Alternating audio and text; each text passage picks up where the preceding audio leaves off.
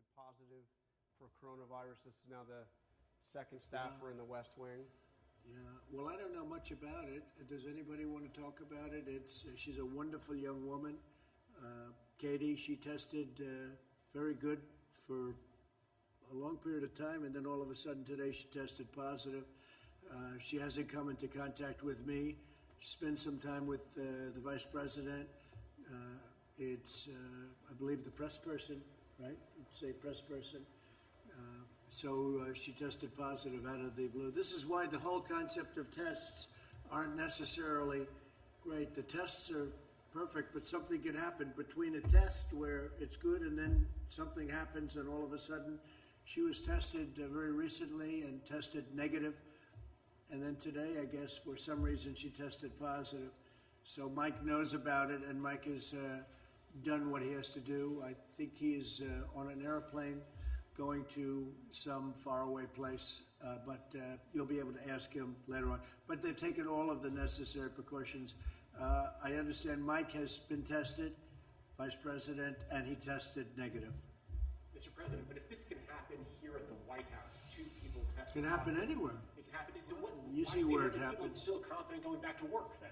No, because, well, then it would happen anyway, whether you did go back to work or whether you didn't go back to work. In fact, I saw a statistic come out of New York yesterday that was pretty strange, that most of the cases are coming from apartments and coming from homes. What was that all about? I think they said 66%. Did you see that? That was given by Governor Cuomo, that they're coming out of the home, right? Yeah. So it can happen anywhere. It's a very elusive enemy, a vicious enemy, an elusive enemy, and I think more importantly than anything with this one, it's probably the most contagious enemy that anybody has seen. Mr. President? Yeah, please. Given 2 positive tests in the last 2 days, what precautions are you taking here at the White House to prevent the virus from spreading further, and are you worried that it's kind of already in the White House and might Well, I'm not worried. No, I'm not worried. But, look, I get things done. I don't worry about things. I do what I have to do. We've taken very strong precautions at the White House. But again, we're dealing with a invisible situation. Nobody knows. When I see that 66 in New York, 66%, where people stay home and that's where they're catching it at home, who would ever think a thing like that's possible? So all you can do is take precaution and do it the best you can. But Mike was tested today, and Mike was tested negative. So are you taking additional steps here at the White House in the light? Yeah, we're taking very official steps. Mark, do you want to discuss that? We've already put in a few protocols that we're looking at, obviously, to make sure that the president and his immediate staff stay safe. But it's not just the president, it's all the workers that are here. Obviously, you're here on a daily basis. But the protocols that we're putting in place puts a stronger emphasis on making sure that we do the mitigation that we need to do to make sure they're safe. I don't want to get into all the procedures that we have embarked upon, but I can tell you this is probably the safest place that you can come to. All of you, as you know, have to be socially distanced from the president. His meetings that he has are done with a social distancing plan in place. Outside of that, we may take some additional precautions as it relates to the vice president and the president in terms of just making sure that the people that come in contact with both of them are done, that it's done in a way that makes sure that we keep the president safe. Additionally, every member that came here today, they were tested just in case there's a closer contact than we might have. But we put in some additional protocols over the last 48 hours, and we'll continue to monitor. Mr. President, are you satisfied with the measures that have been taken so far? I really am. Look, I understand what we're dealing with. We're dealing with something very serious.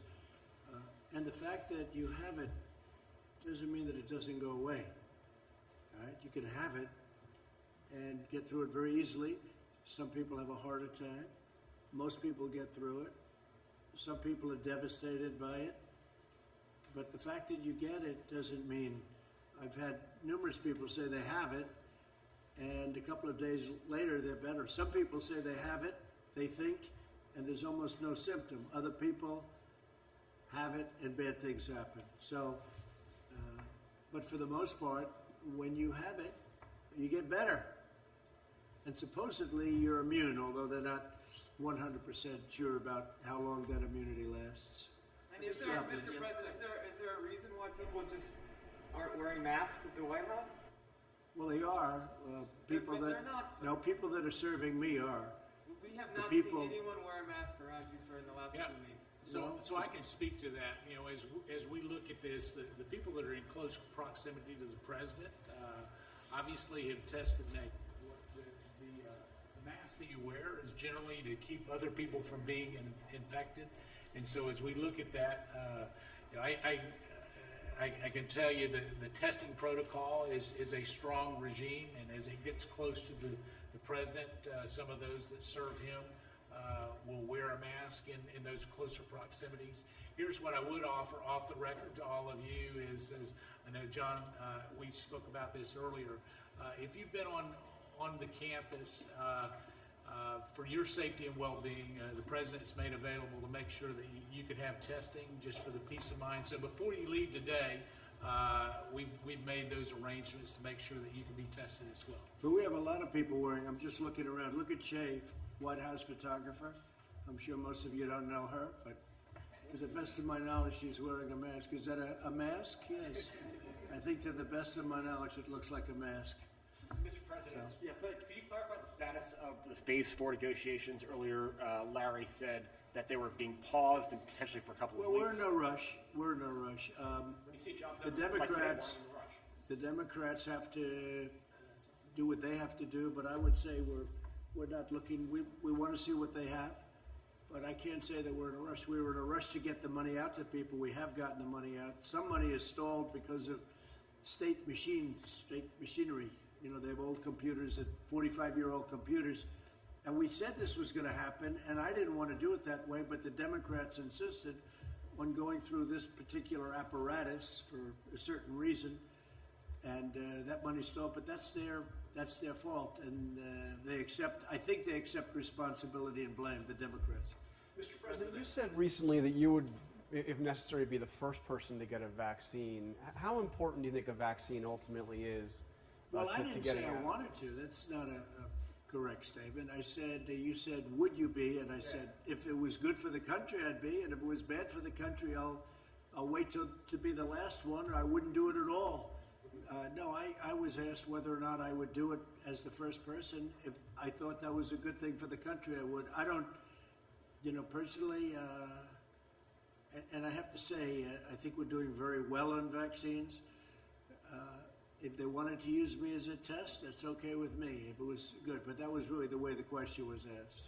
But how important do you believe a vaccine is to getting out of this? And what do you say to those that this growing anti-vaccine? Well, I feel about vaccines like I feel about tests. This is going to go away without a vaccine. It's going to go away, and we're not going to see it again. Hopefully, after a period of time, you may have some flare-ups, and I guess I would expect that sometime in the fall you'll have flare-ups, maybe not. But according to what a lot of people say, you probably will. We'll be able to put them out. You may have some flare-ups next year, but eventually it's going to be gone. It's going to be gone. There are some viruses and flus that came and they went for a vaccine. They never found the vaccine and they disappeared. They've never shown up again. They die too, like everything else. They die too. And so whether we do or not, I think great progress is being made by Johnson & Johnson, by Oxford, and some others. NYU, I see, is very advanced. But if you don't get it, this is going to go away at some point. Mr. Mr. President, President, what evidence have you seen that this is going to go away without a vaccine? I just rely on what doctors say. They say it's going to go. That doesn't mean this year. It doesn't mean it's going to be gone, frankly, by the fall or after the fall. But eventually it's going to go away. The question is, will we need a vaccine? At some point, it will probably go away by itself. If we had a vaccine, that would be very helpful be very happy to have a vaccine. How often do you meet with Dr. Birx, Dr. Fauci, and the medical experts, or have you essentially just moved yourself on to the economic aspect? No, I listen to them. I have a lot of respect for them. Dr. Birx, Dr. Fauci, and we have some other people that are very good. No, I listen to them very, very intently. But how often do you meet with them? Talk up, you have a mask on your face. How often do you meet with the medical staff and the medical experts? A lot. A lot. Mr. President, for the Do you unemployment. find the CDC protocols to be an impediment to opening up the country? Which protocols? The recommended guidelines that have been No, because I'm relying on the governors, and the governors are the ones that are doing that. And if I see something wrong, I'll clamp down on it very hard and very strongly. But I'm relying on 50 very talented governors. I don't think they are all talented, but many of them are very talented. Why are you not releasing those guidelines? They release, they know what to do, and they know what they're doing, and we're going to see. But I'm relying on the governors to do their individual states, and they're relying on us very strongly for advice and also for help with respect to equipment, hospitals, beds, ventilators, but also medical supplies. So they're relying on us, and we're able to get them everything they need if they can't get them. Ideally, they can get it, but much of the things that we're getting and we've gotten for them, we're able to stockpile in their states. So we're sending it around. We're sending more than they need. So if this should happen again, they're going to be ready this time. And what happens, though, if the infections go spike once the government... You have to put out the fires. Then you're going to have to put out the fires, and the governor should be able to do that. Mr. President, you said the third quarter would be a transition and the fourth quarter would be good. Where do you expect to see the unemployment numbers at that? Well, I think the unemployment numbers are going to go way up, and the statement that Kevin made is incredible. Everybody expects to have a job back very shortly. That's not a normal situation. You go into a bad economy, deep recession or worse. Nobody expects to have a job ever again. Everybody expects, I saw that chart, almost everybody expects that they'll be working again. This was an artificial turning off of a tremendous economy. We did the right thing because we saved millions of lives, probably millions of lives. But this was just all of a sudden one day we had to turn it off. When we turn it back on, which we've just started doing, I think it's going to come back blazing. I think next year has a chance to be one of the best years economically we've ever had because there's tremendous pent-up demand. So if unemployment's at 14% now, perhaps going as high as 20%, where do you think that will be in the I fourth? think the number is going to be a great number. I'm not going to say exactly what. I can say over a period of time it's going to be where it was, maybe better. Can't get much better. We're at 3.5%, but it will be. I expect it to be where it was. The demand is going to be tremendous, and next year is going to be a tremendous year. Fourth quarter is going to be very good, maybe better than that. The transition is going to be very interesting, but you're going to see some very good numbers coming out of the third quarter. It's a transition. I call it the transition to greatness. We're going to have a great year next year. But you You'll think see. we can get dug out by the third or fourth quarter of this year economically? Well, the third quarter, we're moving in that direction. Right, I would say it's starting right about now. We're going to start moving in that direction. But the third quarter will be, I think it's going to be very good. It's going to be a very good indicator, but it's going to be very good. But it is a transition quarter. The fourth quarter is going to be good. It could be maybe more than good, Kevin. And next year is going to be, I think it's going to be a really powerful year economically. Mr. President, Larry said this morning that he expects the May unemployment numbers to also be, problematic, to be very high. What are you and your administration, these lawmakers, what are you all Well, the May numbers, we haven't started coming out of it. And what are you all doing to provide relief to workers over the we're next doing a lot. 6 weeks? Look at all the money. We took $2 trillion and we're spending it all over because we want to have we're throwing money at it. And over the years they've learned that's much better than not doing it. Look at 1928. In 1928, they raised interest rates and they raised taxes. How did that work out? Not too good. Not too good. But if you look at 1928, 1929, the first thing they did was raise taxes, and then they raised interest rates. and they choked everybody to death, and it took 15 years to recover, more than that. So we do it, we're doing it the right way. We have a lot of great students of finance. I'm one of them, and we're throwing money at it. And I'll tell you what, I've watched some people and read some people that I would say would not have agreed with that, and I haven't seen anybody disagreeing with what we're doing. And in fact, they say what we're doing with the PPP, with all of the things that we're doing, is great. One thing we could do is a payroll tax cut. That seems to bother the Democrats.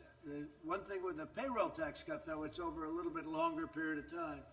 But a payroll tax cut is something that some people that are very smart, I'm one of those people that like it because I think it's really sustainable. I think it will sustain it. But that's one thing that a lot of people would like to see. Mr. President, you were with seven. Another thing they'd like to see is a capital gains tax cut, meaning no capital gains. Some Republicans are true hardline Republicans around the table. Not all of them. Some people might say, Louis might say, forget it. But some people would say that a capital gains stoppage, cutting capital gains, getting rid of capital gains tax, they've said that for many years, would be a great thing. The true conservative Republicans around this table, of which there are about seven solid, but I still like the other ones too. But they would say that's music to their ears, right? So we'll see. I would be in favor of that. Yeah. Mr. President, you were with seven American heroes earlier today, these World War II veterans, all in their 90s. Did you consider wearing a mask when you were with them, given their No, because I was very far away. I appreciate the question. I was very far away from them, as you know. I would have loved to have gone up and hugged them because they're great. I had a conversation with everyone, but we were very far away. You saw. Plus, the wind was blowing so hard in such a direction that if the plague ever reached them, I'd be very surprised. It could have reached me too. You didn't worry about me. You only worried about them, and that's okay, because I think they're so pure it will never happen. All right, they've lived a great life. But no, the wind was howling, and I didn't see anybody with masks. I don't know, maybe there were, but they were great. I had conversations with them, but I was standing, as you noticed. Would you say I was quite far away? No, thank you, John. Mr. President. Appreciate that. The book was very good, by the way. Thank you. It was better than I thought it would be. No, it was actually a very good book, but it was actually better about me than I thought it would be. So I appreciate it. You've known me for a long time. 26 years. This wasn't really in the schedule, right? I knew him long before I thought in terms of this, but we had one very good story, right? When we were interviewed at the hotel, and he took a lot of guff. They said, he's not running. Why you did this? Was before I announced, and I've been toying with it for a long time, but never did it, never decided. And he took a lot of guff, but he also got great ratings when he did that interview. So I don't know, but it turned out to be a very interesting interview. It was a good interview, sir. It was a good interview. Your book is very good. Congratulations. Thank you. How's it doing? Bestseller list. Bestseller. Bestseller, yeah. That's good. Like Congressman Crenshaw. That's good. Oh, Dan. Dan is doing good, right? Well, is that because I endorsed his book? That's a great book. I'll tell you, he did something else great. He did a thing on Nancy Pelosi that was so incisive. Did you see that? He did something that was so incredible, and I actually pinned it on top, right, Dan? We pinned it on top. You were fantastic. Have you done this before? Yeah, I make videos all the time. You should share more. Well, that's true. I'll tell you, great job, Dan. You're a great guy. He's a great guy. So, is that it? Are you guys all finished? One more, Mr. President, if you Go don't ahead. mind. What kind of a mask is that? It's a mask. It's a blue mask. It's like a catcher's helmet. What? That looks like a catcher's helmet. Go ahead. I used to play catcher, so it makes sense. The federal watchdog found that Rick Bright's removal from HHS was improper. They're blocking that move right now. Have you seen that report, and do you have any response to it? I don't know. To me, he looks like a disgruntled employee. I don't know who he is. But to me, he's a disgruntled employee. And if people are that unhappy, they shouldn't work. If you're unhappy with a company, you shouldn't work there. Go out, get something else. But to me, he's a disgruntled guy, and I hadn't heard great things about him either. Mr. President, about Lieutenant General Michael Flynn, he pleaded guilty twice and admitted before God that he had lied. How does that comport with your present position? Well, I'll just go, and these guys can give you a better answer than I could, most of them in this room. But I'll tell you what, number one, they played the son game. We're going to go after your son. And number one. And number two, the FBI guys, as I know it, and I found out, Devin, they didn't think he lied at all. They said he didn't lie. They didn't know what they were talking about.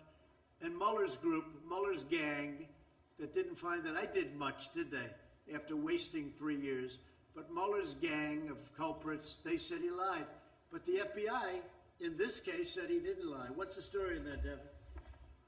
Well, you have to remember that this is a 30-some-year veteran of our military who headed the Defense Intelligence Agency. It would be preposterous to think that he was a Russian agent, and everybody in the press knew this. They had early versions of the dossier. They knew the Democrats were pushing the dossier, and the fact that someone would even ask this question about General Flynn, who was clearly, he was exonerated on January 4th before you were even sworn in to office. We know that from the FBI agents who were reviewing the case. I'm not even sure it was properly predicated to review General Flynn in the first place. You know, there's a lot of people in this town, in the swamp, that all of these people in the media know that work on behalf of foreign agents and aren't registered. And General Flynn, who's a 30-year war veteran, the way that he's been treated, the way his family's been treated, the way that he's lost his livelihood, he lost his house, and I think the American people owe him a debt of gratitude, and this government owes him and his family an apology. When they didn't have anything on Flynn, they went out of the way to the FBI found he didn't lie. Okay, thank you very much. Thank you very much. Have you reached out to Michael Flynn at all?